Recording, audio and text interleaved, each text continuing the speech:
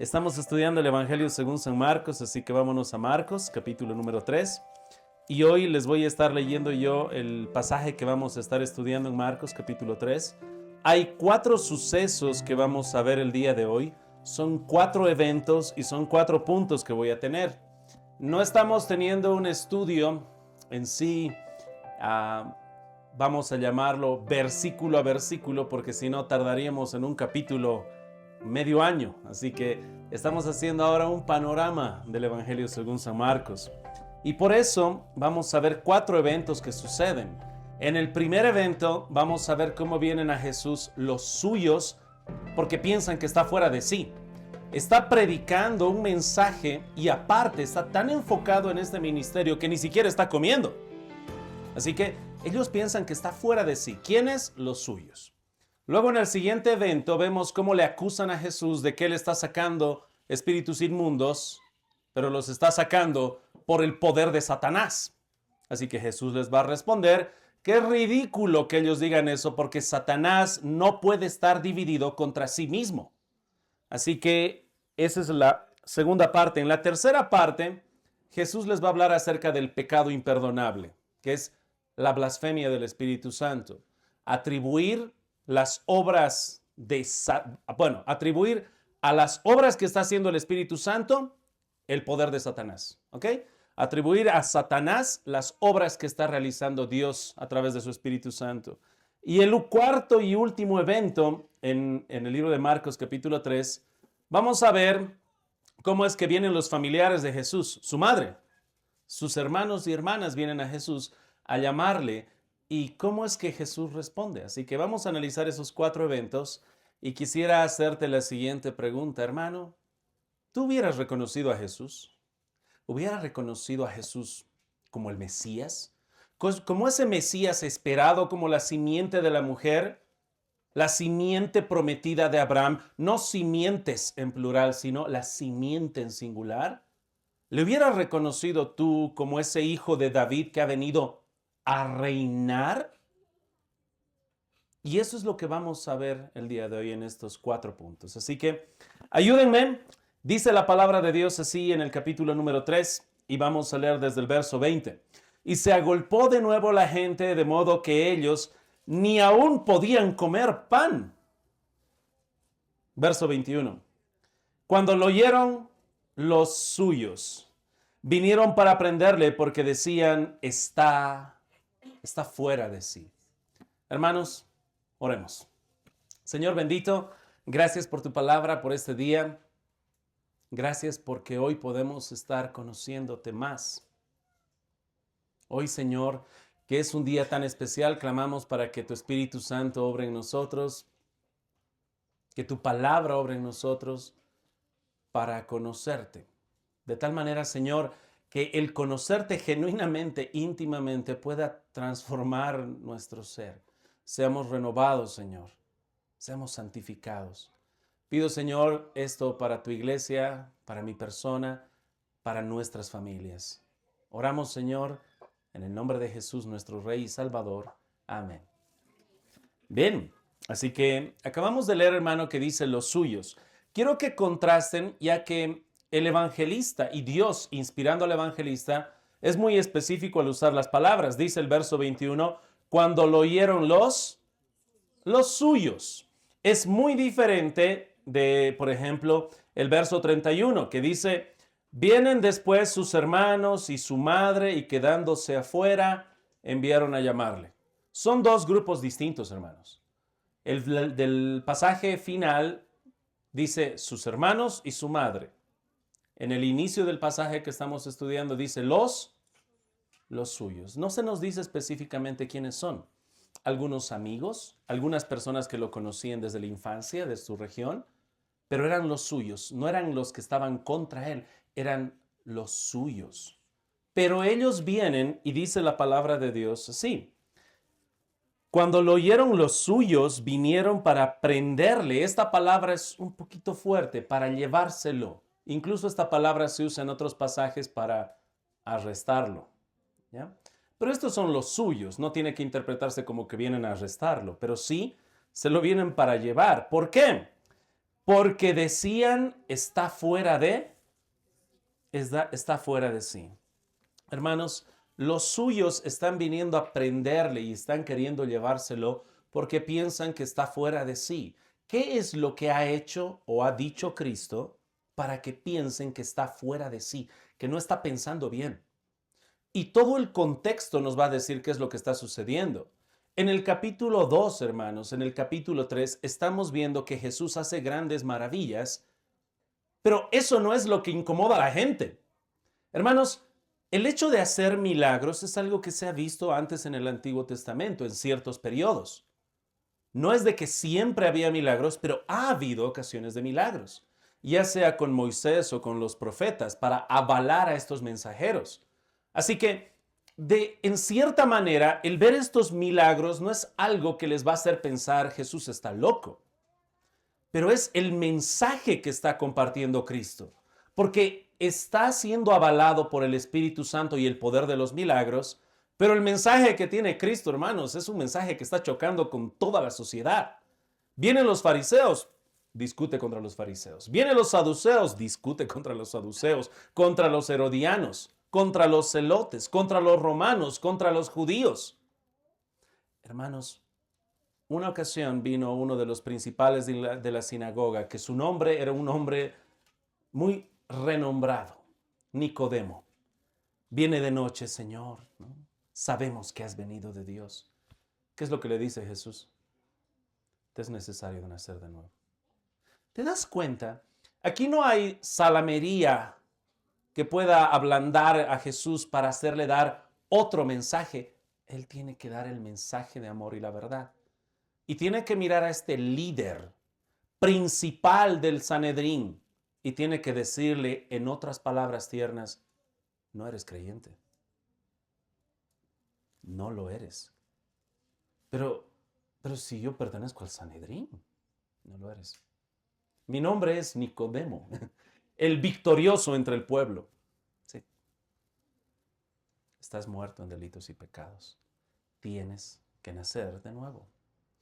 Este es el mensaje. Y cuando tú vas leyendo, hermanos, el capítulo 2 o el capítulo 3 de Marcos, tú estás viendo cómo él está predicando y él está diciendo, después de hacer milagros, él está diciendo, tus pecados te son perdonados.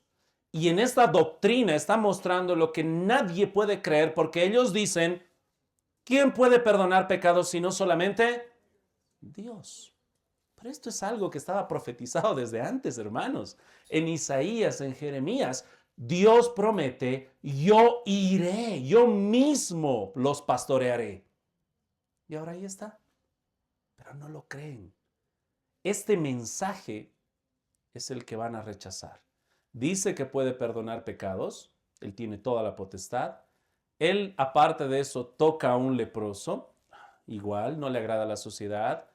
Tú has escuchado también y has sido testigo conmigo cómo este hombre pecador que era publicano, cobrador de impuestos, se convierte y está comiendo en su casa. Mientras el resto están en ayuno, los discípulos de Juan, los discípulos de los fariseos, ayunan. ¿Qué está haciendo Jesús? Está en banquetes. Porque tiene otro mensaje.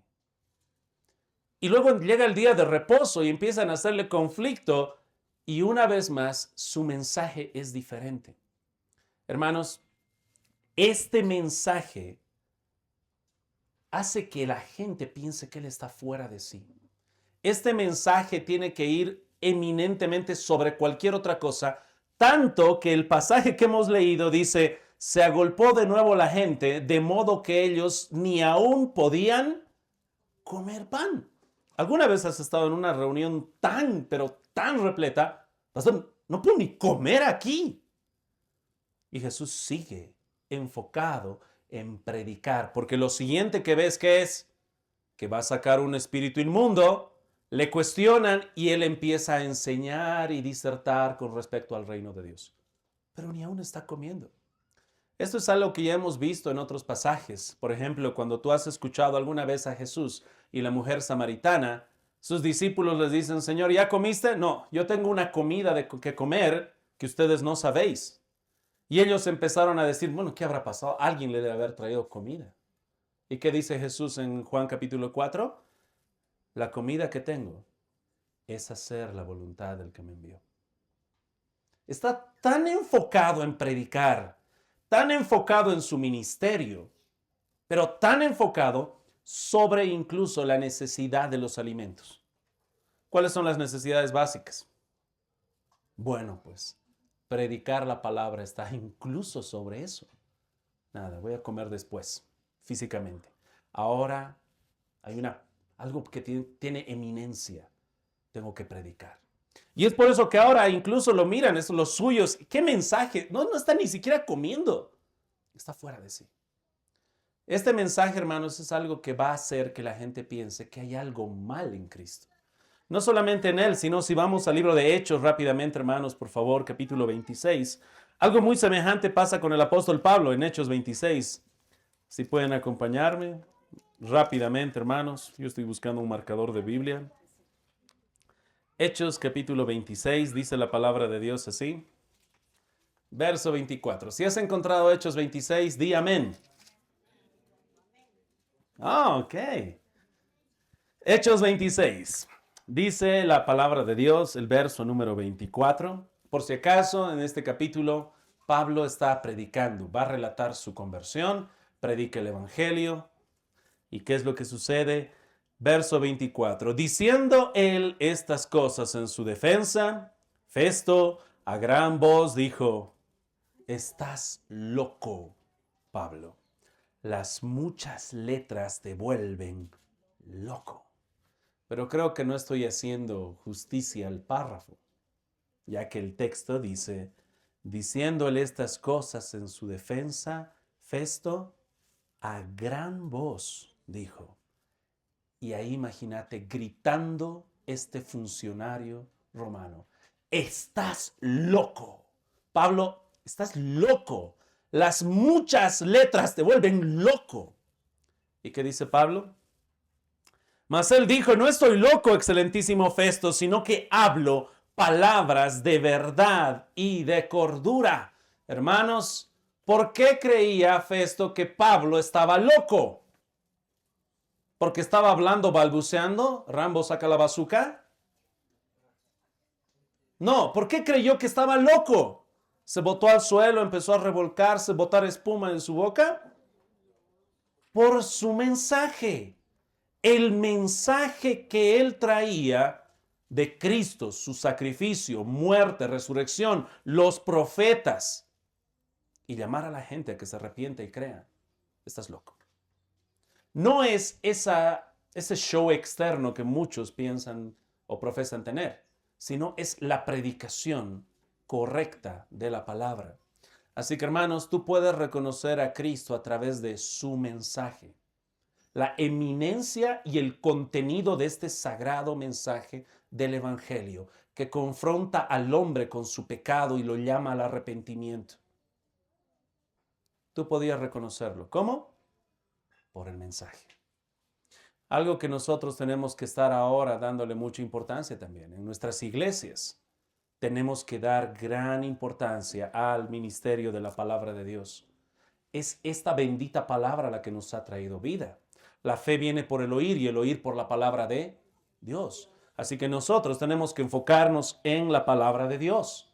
Cuando en un futuro nosotros estemos escogiendo un pastor más o dos pastores más o diáconos, ¿qué es aquello que nosotros tenemos que velar? Que ellos sean buenos ministros de la palabra de Dios.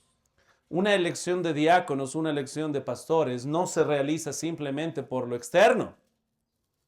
No es porque tú lo veas con cara de Nicodemo y que se vea viejo o que se vea mayor y experimentado o tenga una voz de locución, ¿no? para la radio. Tampoco es si tiene muchas canas o tiene pocas canas o si es muy joven o si es muy viejo. Es por el mensaje que se debe llevar. ¿Quién se debe llevar el protagonismo en la iglesia, hermanos? Es la palabra de... Ni siquiera debería ser el pastor. Creo que recientemente escuchaba una analogía de unos pastores. Ellos decían: ¿saben qué es lo que hace el pastor cuando comunica la palabra? Es como cuando tú estás tomando una hermosa, riquísima y deliciosa agua de manantial, 7 veces purificada, y te la traen en un vaso de cristal y te la traen con una bombilla. Le llaman pajilla, popote, no sé qué más le llaman. Y tú tomas. ¿Qué dices? ¡Qué rica esta agua! Y te vas a todos y les dices, ¡qué deliciosa esa agua 7 veces purificada! ¿Y cuál es el precio? No es un precio tan caro, no. Más bien me la dieron gratis a mí. Pero ¿sabes qué? No se roba el protagonismo la bombilla, la pajilla o el popote. Solamente fue el medio que se utilizó para alimentarte con esa preciosa agua de manantial. Eso hacen los pastores. Si un pastor roba el protagonismo, hay un serio problema. Dios utiliza el carácter del pastor o de los mensajeros, su personalidad, claro que sí, pero jamás debe robarse el protagonismo de la palabra de Dios. Así que en una futura elección de pastores, por si acaso, en esta iglesia o cuando estés en otro lugar, no es un concurso de pasarela de predicación solamente, donde ves quién llora, quién no llora, quién grita, quién no grita, quién te hace reír más, quién te hace reír menos. El punto es que se puede exponer correctamente la palabra de Dios, pero no solamente los domingos, sino en toda su vida. Que honre la palabra de Dios, que viva la palabra de Dios. Alguien como Cristo, que su mensaje no se contradice con su vida. Ambas cosas van en conjunto. Amén, hermanos. Pues bueno, ahora viene mi siguiente pregunta. Si así se lo reconocía a Cristo por su mensaje, aquí estamos con un grupo grande que se llaman cristianos y nos llamamos cristianos y somos cristianos. Fuera de que digas que eres bautista reformado 1689, tú te llamas seguidor del camino. Amén. Cristiano. ¿Cómo reconocen a un cristiano?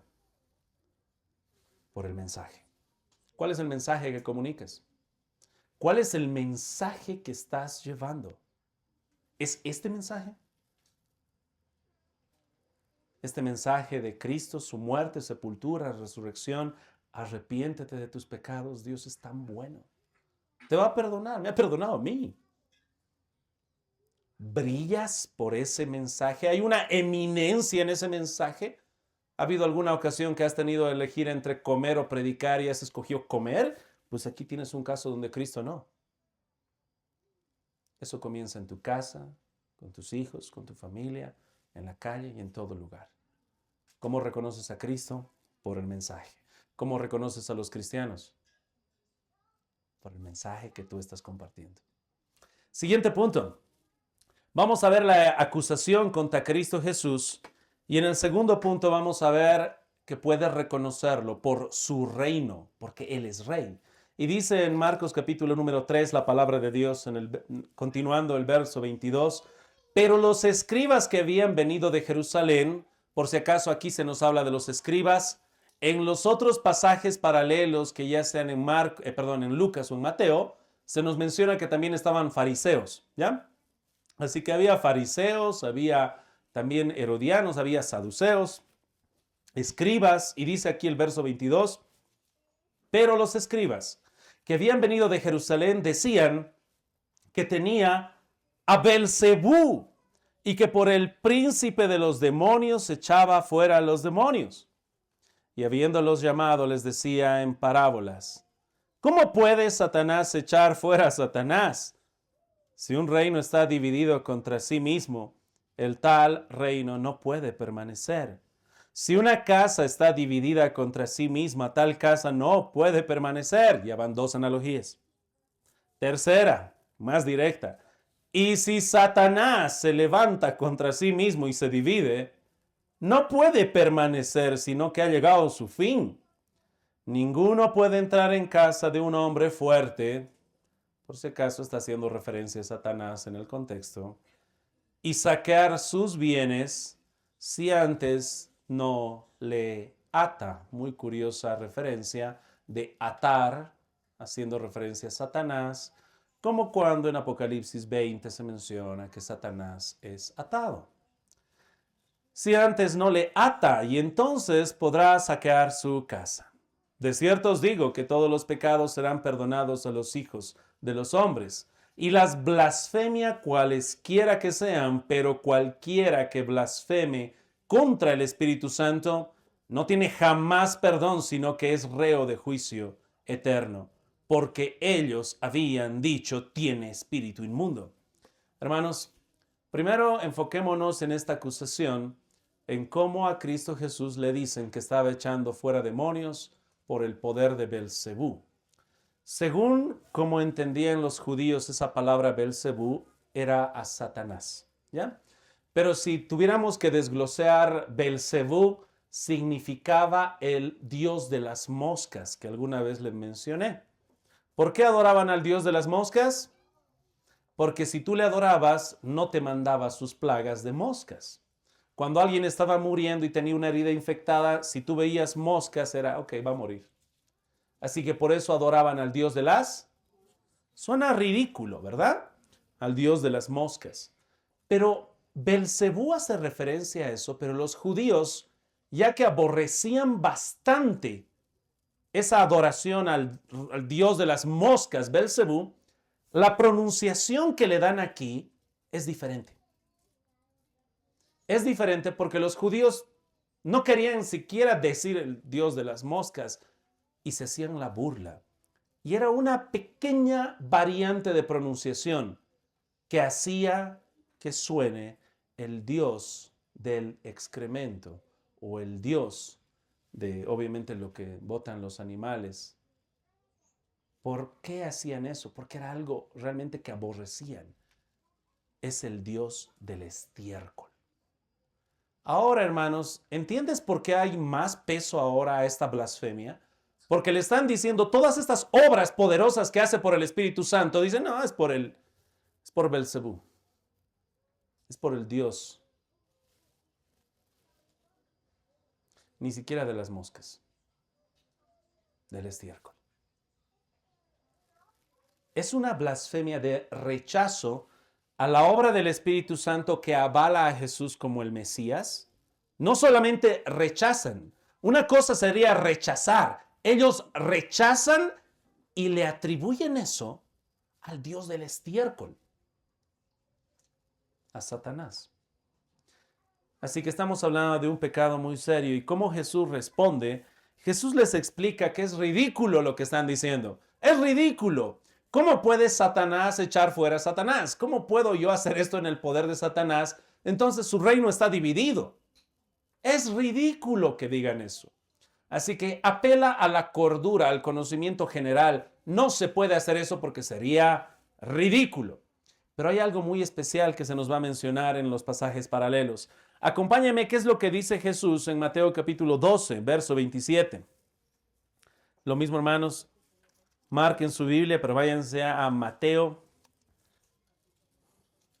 Dice la palabra de Dios en el capítulo 12.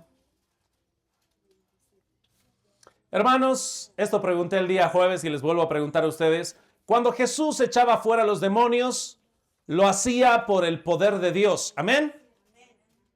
Ok. Entonces, si estamos de acuerdo en eso, vamos a estar de acuerdo en lo siguiente. Dice la palabra de Dios, verso 27. Y si yo echo fuera a los demonios por Belcebú, ¿por quién los echan vuestros hijos? Por tanto, ellos serán vuestros jueces. Pero si yo por el Espíritu de Dios echo fuera los demonios, ciertamente ha llegado a vosotros el reino de Dios. ¿Alguna vez te has preguntado cuándo llegará el reino de Dios? ¿Qué dice aquí el texto? Que ha llegado. Ha llegado. ¿Será que es cierto esto? Porque acá acaba de decir, ha llegado. ¿En qué contexto también? Recuerda que también aquí se menciona que sea atado al hombre fuerte, haciendo referencia a Satanás. Sea atado a Satanás, muy semejante, paralelo con Apocalipsis 20. Vámonos a Lucas capítulo 11, hermanos, por favor.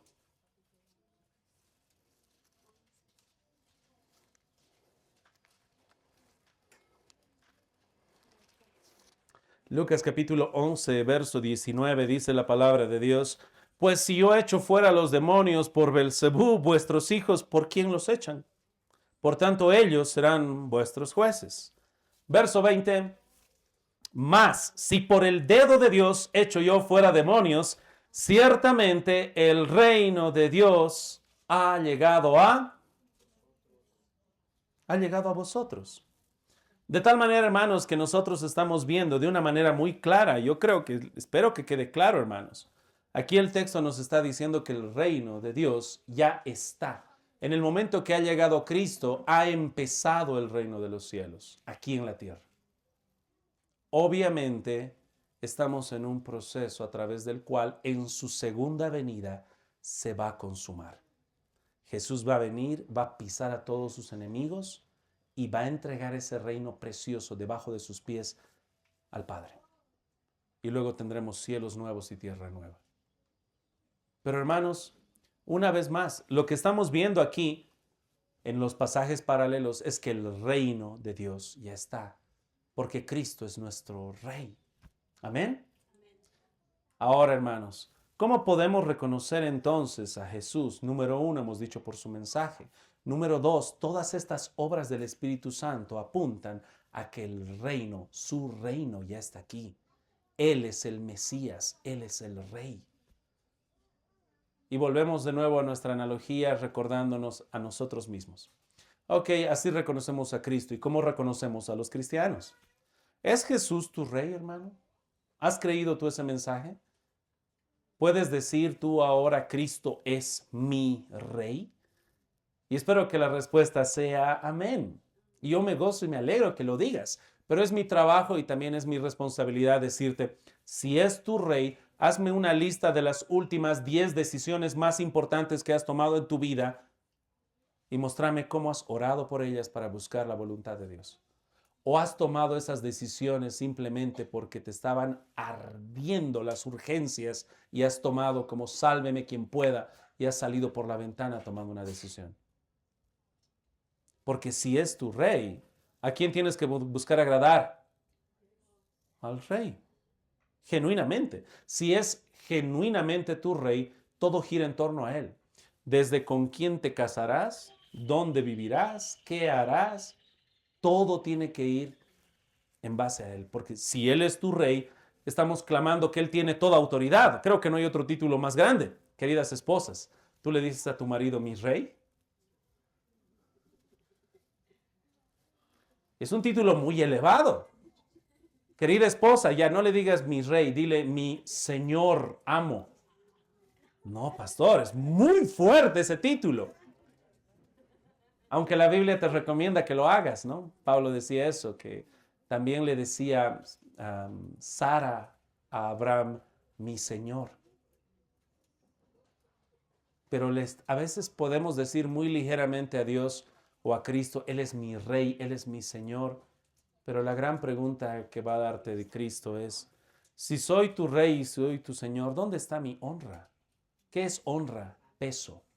¿Me das peso a mí? ¿Realmente me preguntas? ¿O solamente me avisas? Estoy decidiendo esto, Señor, ayúdame. ¿Estás informando? ¿O estás clamando, Señor, qué quieres tú? Este es el reino de Dios, hermanos. Cristo está gobernando en tu corazón. Si clamas que Él tiene autoridad, espero que tú estés viviendo así. Y nosotros nos gocemos en las cosas que en su reino debemos gozarnos. En este reino de Dios las cosas son diferentes. Por ejemplo, en el reino de Dios se nos ha dicho que no es como el reino de los hombres. El que quiera ser primero entre nosotros tiene que hacerse siervo ¿de quiénes? De todos. ¿Te has dado cuenta que es totalmente diferente? ¿Cómo es en el mundo? Hay que serrucharles el piso, ¿no? Si quiero ser el primero, tengo que sacar provecho incluso hasta de su mal del otro. Hacer política de competencia, hermanos, en su reino, en su iglesia, no es así.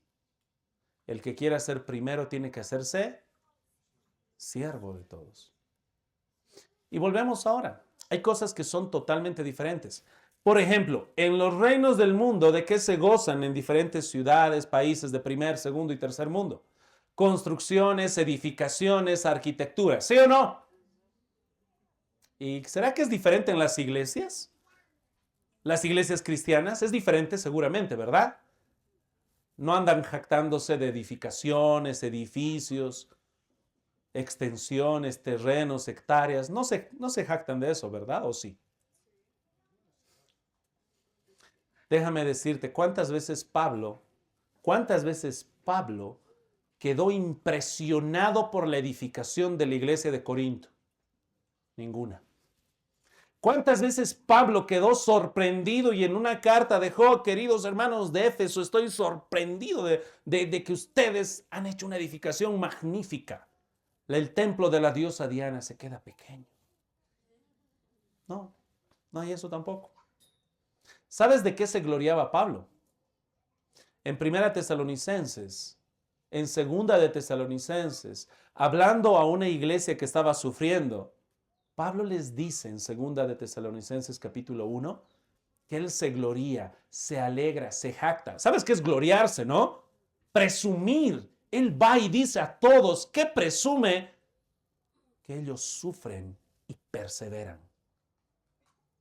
Eso es lo que presume. Esas edificaciones son buenas. Es más, nosotros oramos por esa edificación. Que el Señor te guarde de que cualquier edificación sea de tropiezo. Porque de lo que debemos gloriarnos es de la obra del Espíritu Santo en nosotros, para que perseveremos en medio de las pruebas. Amén. Amén. Avancemos, hermanos. Entonces, nosotros tenemos que gloriarnos como Pablo. Para referencia, 2 Tesalonicenses capítulo número 1, verso 2 y 3. 2 de Tesalonicenses, capítulo 1, y dice la palabra de Dios así, verso 3. Debemos siempre dar gracias a Dios por vosotros, hermanos, como es digno, por cuanto vuestra fe va creciendo y el amor de todos y cada uno de vosotros abunda para con los demás, tanto que nosotros mismos nos gloriamos de vosotros en las iglesias de Dios, por vuestra paciencia y fe en todas vuestras persecuciones y tribulaciones que soportáis. De eso tenemos que gloriarnos.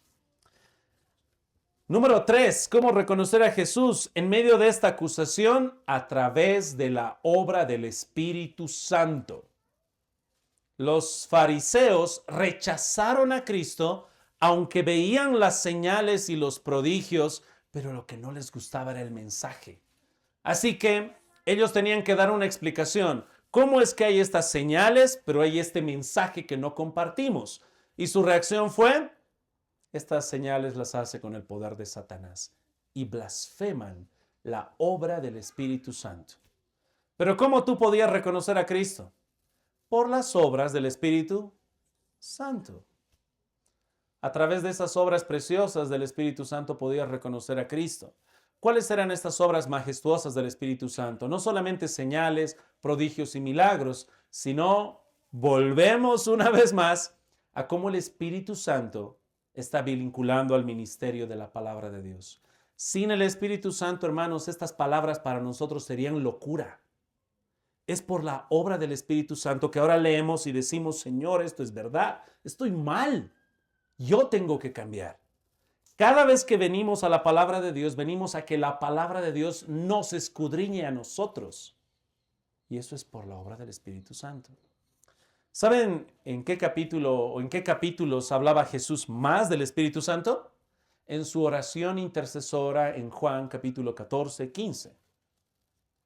Y es ahí donde está hablando más Cristo acerca de la obra del Espíritu Santo. Y va a venir el Espíritu Santo, va a enviar al Consolador, al Paracletos, al que va a estar contigo, al abogado. ¿Y qué dice del Espíritu Santo? Vamos brevemente para que tú también puedas prestar atención. Si vamos al libro de Juan, hermanos, capítulo 14.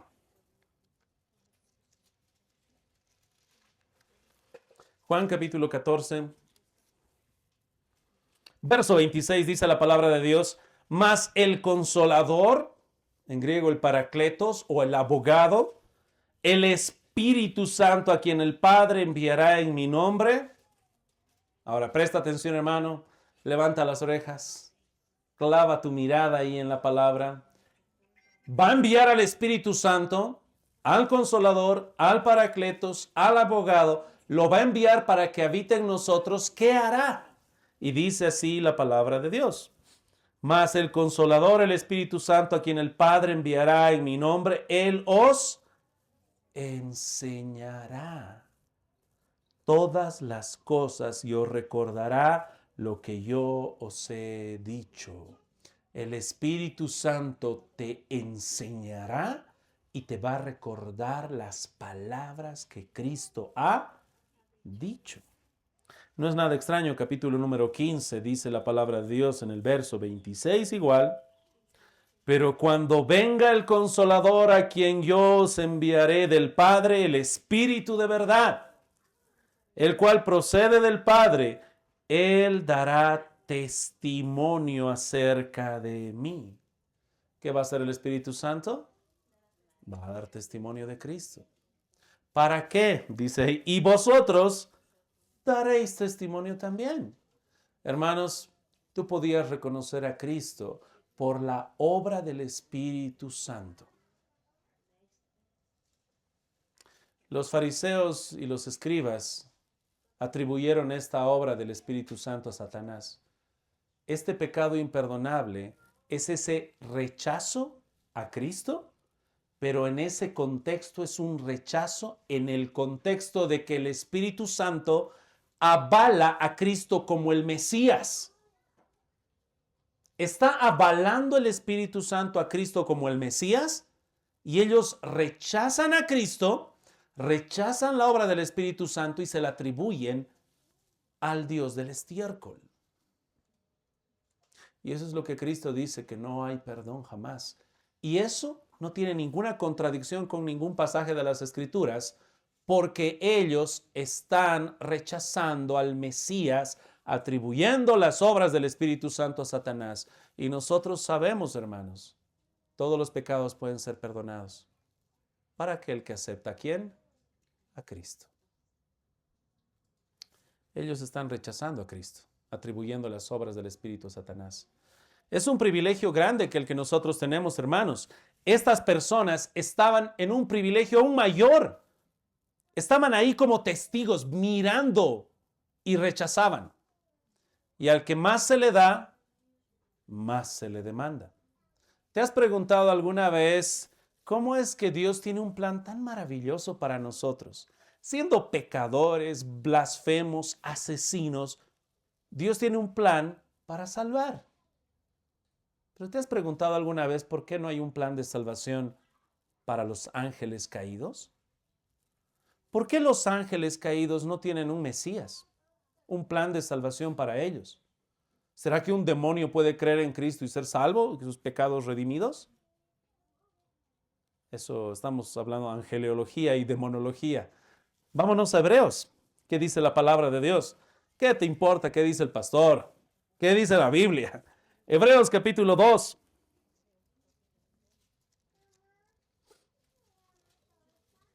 Dice la palabra de Dios en Hebreos capítulo 2.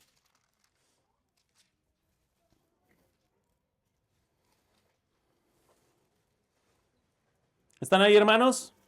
Ok, verso 14. Así que por cuanto los hijos participaron de carne y sangre, él también, hablando de Cristo, participó de lo mismo, para destruir por medio de la muerte al que tenía el imperio de la muerte, esto es al diablo, y librar a todos los que por él, por el temor de la muerte, estaban durante toda la vida sujetos a servidumbre. Verso 16, porque ciertamente no socorrió a los ángeles, sino que socorrió a la descendencia de Abraham. ¿Cuál es esa descendencia de Abraham? Hemos llevado alguna vez en Gálatas también, en Efesios también. ¿Quiénes son los verdaderos hijos de Abraham? Aquellos que son de la fe de Abraham. Por la fe tú tienes como padre a Abraham. Pero aquí dice claramente, no socorrió a los ángeles, sino que socorrió a la descendencia de Abraham. Hermanos, ¿saben que no hay un plan de redención para esos ángeles caídos? Ellos han tenido el privilegio de ver a Dios en su gloria. No hay más. estos fariseos y escribas han tenido el privilegio de estar delante de Cristo personalmente, ver señales y prodigios, la obra del Espíritu Santo, en mensaje, en señales, y han mirado todo ese mensaje y han dicho, lo rechazo, eso que está siendo hecho es por el Dios del estiércol. No hay salvación. Hay un rechazo al Evangelio. ¿Cómo puedes reconocer a Cristo? Por el Espíritu Santo y la obra que hacía a través de él. Pero volvemos de nuevo a nuestra aplicación. Bien, pastor, entonces podía reconocer yo a Cristo por la obra del Espíritu Santo. Amén. Ahora, ¿cómo reconocemos a los cristianos? Por la obra que realiza el Espíritu Santo. ¿En quién? En el creyente. Y ya sé que te has indignado y has dicho, pastor, no puedo creer cómo han visto todo eso, han rechazado todo eso. Me parece increíble. Está bien. Ahora te quiero poner a la iglesia. Hermanos, ¿estamos nosotros dando un correcto testimonio a través de la obra del Espíritu Santo en nuestras vidas? Primero, el mensaje que tenemos que proclamar, porque el Espíritu Santo nos da testimonio para que nosotros demos testimonio a las personas. Segundo, el Espíritu Santo nos santifica. Hay un cambio. Cristo nos ha redimido para santificarnos. ¿Hay un cambio de vida en ti? Más vale que sí, porque has cambiado del reino de las tinieblas al reino de la luz. Pero también el Espíritu Santo, aparte de santificarte, te ha dado dones. Amén. ¿Cómo estás en el aspecto de los dones? Dos pasajes, o tres te daría, dos brevemente, no hay tiempo, que nos hablan acerca de los dones del Espíritu Santo. Así que se van a acordar, porque el primero es Romanos capítulo 12. Vamos rápidamente a Romanos capítulo 12, hermanos.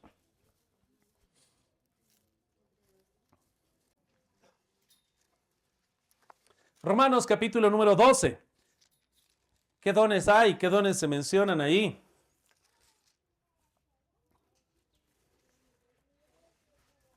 Verso 4. Romanos 12, verso 4. Porque de la manera que en un cuerpo tenemos muchos miembros, pero no todos los miembros tienen la misma función, así nosotros, siendo muchos, somos un cuerpo en Cristo, todos miembros los unos de los otros. De manera que teniendo diferentes dones según la gracia que nos es dada, si el de profecía, úsese conforme a la medida de la fe, o si de servicio, en servir.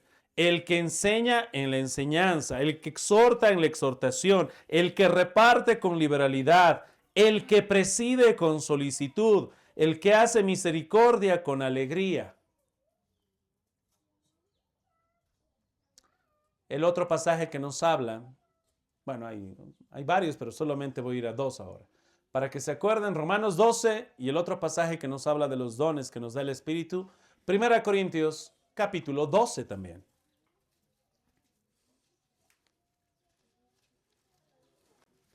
1 Corintios capítulo número 12. Y dice la palabra de Dios: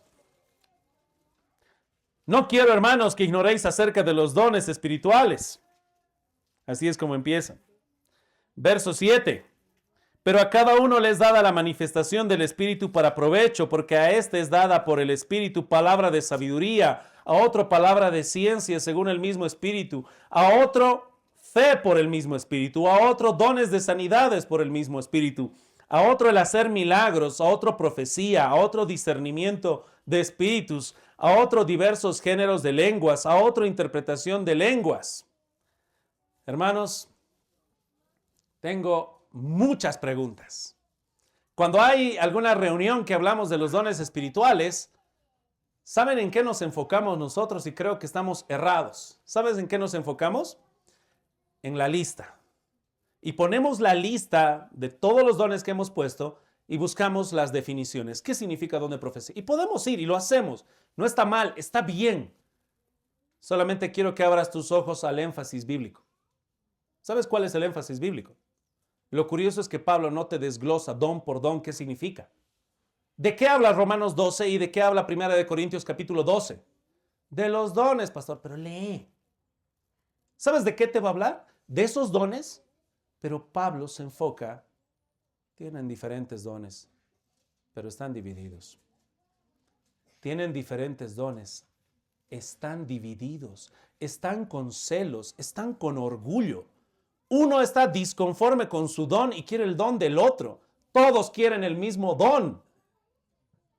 Tiene que haber unidad, tiene que haber humildad, tiene que haber amor sin hipocresía entre ustedes.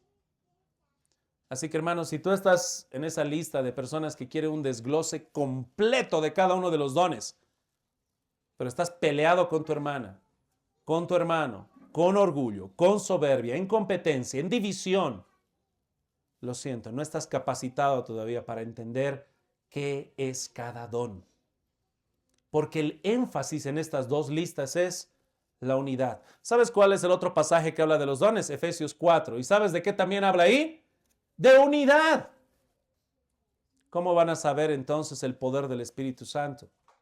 A través de una iglesia unida. Muéstrame una iglesia dividida y yo te mostraré una iglesia que no está el Espíritu Santo ahí. Hermanos, que no sean esos celos desmedidos, esas divisiones internas. ¿Recuerdas la iglesia en Corinto que estaba dividida? Uno decía, yo soy de Pablo, y el otro decía, yo soy de Apolos, ¿no? Yo soy de Cefas, yo soy de Cristo. Algo que me sorprendió mucho es que Pablo con todo amor les escribe a esta iglesia dividida, les habla de los dones del Espíritu Santo, les dice que se enfoquen en la unidad, y al final de la carta, cuando manda salutaciones, Pablo dice que quiere viajar, que quiere viajar, que quiere viajar, y da un informe muy curioso. ¿Sabes de quién? De Apolos. Y dice Pablo que rogó mucho a Apolos a que vaya a Corinto. Pero él de ningún modo quiso, no le dio la gana. Y ahora entra una pregunta, ¿por qué Apolos no quería ir a Corinto?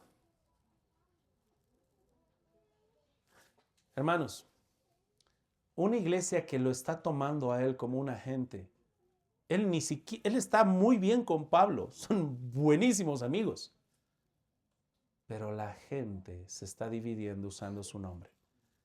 ¿Quién predica mejor? ¿Quién pastorea mejor? Comparando a Pablo, a Apolos, a Cefas, a Cristo. Hermanos, ninguna de esas competencias es buena, ni siquiera la que parece más piadosa. 1 Corintios capítulo 16, brevemente, solamente para mención.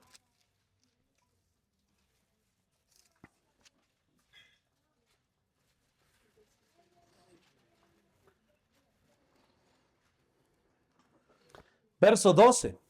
Acerca del hermano Apolos, mucho le rogué que fuese a vosotros con los hermanos. Te repito. Acerca del hermano Apolos, mucho le rogué que fuese a vosotros con los hermanos, mas de ninguna manera tuvo voluntad de ir por ahora, pero irá cuando tenga oportunidad.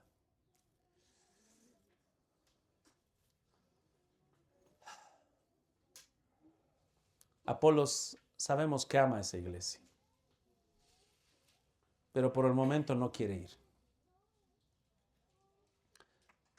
Hay un dolor, hermanos. Una iglesia que está así de fragmentada tiene que reconciliarse para que Dios le dé el don y dones de siervos. Siervos que amen, que guíen y que no sean usados para división. Así que, hermanos, ¿cómo podemos reconocer a Cristo? Por el poder del Espíritu Santo. ¿Cómo reconozco yo a los cristianos? Por la obra del Espíritu Santo en ustedes. No solamente a través de sus dones, sino a través de la unidad que produce ese Espíritu. Y punto final, hablamos acerca de cómo reconocer a Cristo a través de su familia. Y este es el punto más corto. Marcos capítulo número 3. ¿Cómo reconoces a Cristo? A través de su familia. Dice la palabra de Dios. Vienen, verso 31, vienen después sus hermanos y su madre, y quedándose fuera, enviaron a llamarle. ¿Quiénes vinieron? Para que veas y dejes muy claro. Su padrastro José ya había fallecido. Es por eso que Jesús se quedó en casa hasta sus 30 años cuidando de su madre y sus hermanos hasta que ya fueron todos grandes. Así que ahora está la madre de Jesús y los hermanos de Jesús que no están haciendo nada malo. Es una multitud, está totalmente lleno, no pueden entrar, así que mandan con un mensajero que Jesús salga. No se nos dice por qué, pero mandan que venga Jesús. ¿Sabes que en ese tiempo, incluso ahora, a veces pareciera que estamos desconectados, pero sí, en ese tiempo había una preferencia por nacimiento? Igual ahora, tristemente. Pero la preferencia por nacimiento era primero preguntarte, ¿no? ¿Eres judío o eres gentil? No, yo soy judío. Ok. Un escalón para arriba. ¿Pero de qué tribu eres judío? Porque hay tribus medio que no son tan buenas, otras mejores. Y luego la siguiente pregunta. ¿Eres judío? Sí. ¿Pero judío de Israel o judío helenizado de alguna nación griega? Porque hay judíos griegos y judíos judíos. No, yo soy judío, he nacido en Israel. Ok. ¿En qué parte de Israel? Porque si eres de Galilea, nada bueno puede salir de Galilea. No, no soy de Galilea, soy de Jerusalén. Ah, de Jerusalén. ¿De qué familia? Hermanos, todo era eso. Familias, genealogía, hijo de quién eres. Y ahora está Cristo Jesús sentado y se van a acercar y le van a decir, tu madre y tus hermanos te buscan. ¿Y qué responde Cristo? Para que tú veas, no hay ahora el tema de familia. Tal vez pensaban que porque eran familiares de Jesús eran especiales. Dice Cristo Jesús, y la gente que estaba sentada alrededor de él dijo, tu madre y tus hermanos están afuera y te buscan. Y él le respondió diciendo, ¿quién es mi madre y mis hermanos? Y todos, pues sabemos quiénes son. Esos privilegiados que están afuera, que tienen el privilegio de ser tus familiares en la sangre. Jesús les responde, mirando a los que estaban sentados alrededor de él, dijo, he aquí mi madre y mis hermanos. Por favor, hermano, lee esto experiencialmente. Cristo nos mira. He aquí mi madre y mis hermanos, los que están aquí. ¿Qué dice? Porque todo aquel que hace la voluntad de Dios, ese es mi hermano y mi hermana y mi madre. En los pasajes paralelos dice, todo el que oye y hace es mi hermano y mi hermana. ¿Quiénes son la verdadera familia de Cristo? ¿Cómo reconoces a Cristo? Por su familia. ¿Cuál es la familia? La familia de la fe, la familia espiritual. No por una familia solamente de sangre. Era porque estaba rodeado de aquellos que habían oído y creído. He aquí. ¿Quieres el privilegio? Este es el privilegio. Mira, quiero enfocarme tanto, hermanos, de que estas personas tenían ese mal enfoque en la parte de sangre, que quiero que tú vayas a un pasaje paralelo y analices conmigo. Mira muy bien qué dice la palabra de Dios. En Lucas capítulo 11, que es el pasaje paralelo. Lucas capítulo 11.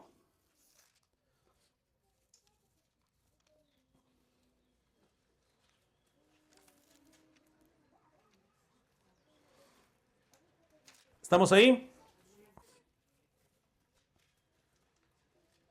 Dice la palabra de Dios en el pasaje verso 24, cuando el espíritu inmundo sale del hombre, anda por lugares secos. Hermanos, seguimos en ese contexto. Si miras el capítulo 11, los versos de arriba, verso 17, mas él conociendo los pensamientos de ellos dijo, todo reino dividido contra sí mismo es asolado y una casa dividida contra sí misma cae. Hermanos, estamos en el mismo pasaje. Y mira lo que le dijeron ahí abajo. Vamos al verso 27. Mientras él decía estas cosas, Lucas 11, 27, mientras él decía estas cosas, una mujer de entre la multitud levantó la voz y le dijo, bienaventurado el vientre que te trajo y los senos que mamaste.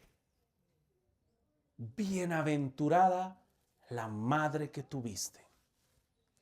Ese privilegio de ser su madre. ¿Y qué responde Cristo, hermanos? Y él dijo, antes bienaventurados los que oyen la palabra de Dios y la... Hermano, una vez más, no es por la cuna que naciste, es por el nuevo nacimiento que solo el Espíritu da. Aquellos que oyen la palabra y obedecen la palabra. Así que hermanos, esto también chocaba con todos porque ellos tenían un sistema de dónde has nacido, cuál es tu tribu, qué cuna, qué casa, qué región, dónde te va a dar más estatus. Todo eso Pablo dijo más adelante que lo tiene por basura. ¿Dónde nació? Fui fariseo, fariseo de fariseos de la tribu de Benjamín, educado a los pies de Gamaliel. He aquí toda mi carta de recomendación y esa la tengo por basura. Porque ahora tengo a Cristo. Finalizando, hermanos, ¿cómo reconocemos ahora a Cristo? Por su familia, la verdadera familia de la fe. ¿Cómo pueden reconocer que tú eres cristiano ahora, hermano? Si eres hermano. Es que mi papá era cristiano. No, no, no. Mi abuelito era cristiano, era pastor, soy cuarta generación. Mi tatarabuelo era pastor. No, hermano. ¿Cómo era ese pastor que dijo, Dios tiene hijos, no tiene nietos? Son solamente hijos. ¿Has creído en Cristo? No es por la casa. Y también Cristo los mira y les dice, he aquí, y está rodeado de ellos. Hermano, ¿a ti te reconocerían como alguien que está siempre rodeado por la familia de la fe? O cuando alguien le dice, voy a ir a la iglesia, ¿vas a la iglesia? ¿Eres cristiano? ¿Solamente los domingos vienes acá? ¿No te reúnes con la familia el resto de la semana? Te van a reconocer, hermano, porque así es con la familia. Con la familia de la fe estás todo el tiempo. Ahora, no te estoy diciendo, por si acaso, mucho cuidado que caigan con el legalismo. El pastor nos está diciendo que vengamos a la reunión de los jueves porque si no se va a enojar y nos ha dicho que no somos cristianos. No. Y en la reunión de Zoom ha dicho que sí o sí nos conectemos, que hasta vayamos a su casa para salir en la cámara. No, tampoco. Tal vez no vas a estar en ninguna de las dos reuniones por algún evento, pero has estado con los hermanos en la semana. Has visitado a los hermanos, has compartido, has comido, has salido, has pasado tiempo con los hermanos. Reconoces a Cristo por la familia de la fe que Él tiene. Y no me vengas a decir, por favor, es que no hay nadie que sea verdaderamente cristiano.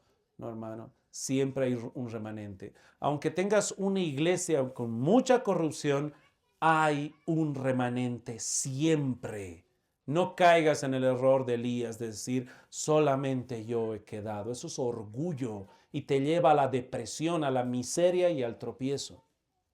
Hay un remanente. ¿Pero te reúnes con esta iglesia? ¿Te reconocen por la familia que tienes, la familia de la fe? Cuidémonos, hermanos, de discriminación. No puede haber los del oriente, los del occidente, los del norte ni los del sur. No tiene que haber ni Camba ni Coya.